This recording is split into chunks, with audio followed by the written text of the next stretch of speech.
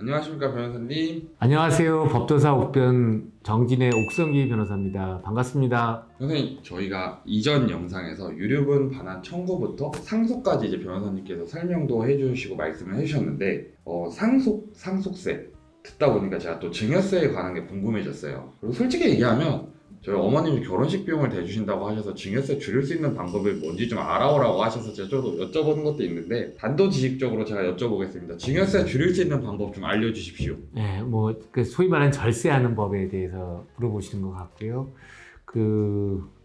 요새는 그런 절세하는 걸 텍스 플래닝이라고도 하죠. 그래서 개인의 경우에는 이제 열심히 일하는 근로소득, 그 다음에 사업을 하면 사업소득, 또 금융자산이 있으면 금융소득, 또 기타 소득에 대해서 각 세금이 부과됩니다. 또 마찬가지로 기업 활동의 경우에는 이익이 발생이 모든 이익에 대해 법인세, 그 다음에 근로소득세, 개인 배당 종합소득세, 소득세를 내고 그 중에 이제 그런 게 해당이 되지 않는 게 이제 증여세, 상속세, 그리고 부동산 같은 경우에는 취득세 등 하여튼 소득과 재산이 건너가는 모든 단계마다 세금이 부과가 되고 증여세는 이러한 것 중에 하나죠. 근데 그 증여세를 내긴 내는데 절세하는 방법이 뭐냐라고 얘기하면은 먼저 이제 결혼을 하게 되면 배우자를 활용하라는 겁니다. 먼저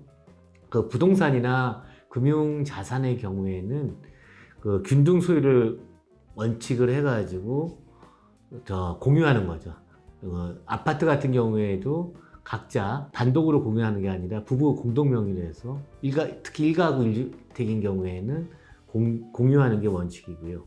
그 다음에 배우자 증여공제는 10년에 6억 원입니다. 그래서 그러니까 매년 연봉 6천만 원을 송금해도 전혀 아무 문제가 없고 그 자녀의 경우에는 10년마다 5천만 원입니다. 그러면은 우리 지금 강 PD가 얘기한 대로 본인이 이제 절세를 하려고 한다면 먼저 이제 10년이 되면 무조건 10년마다 아버지 어머니한테 5천만 원씩은 그냥 받아도 됩니다. 왜냐면 5천만 원까지는 공제가 되니까. 그래서 아버님, 어머님한테 주시면은 매 10년마다 꼭 5천만 원씩 30년이면은 1억 5천을 꼭 주십시오. 라고 하셔야 되고요. 그 다음에 두 번째는 결혼을 하시고요. 배우자를 하면서 그 과정에서 이제 발생하는 건 이제 본인들이 종잣돈을 벌기 위해서 어떻든 간에 열심히 저축을 하시면 될 것 같습니다. 그리고 그 다음에 또 이제 나이가 드신 분들, 아까는 이제 우리 강 PD 입장에서 얘기를 했는데 이제 부모님이 60대 이상이 되는 경우에는 그 자녀 2인에게 5억 원씩 10년 단위로 증여를 한다면은 그분이 90까지 산다면은 총 얼마를 증여할 수 있냐면은 30년에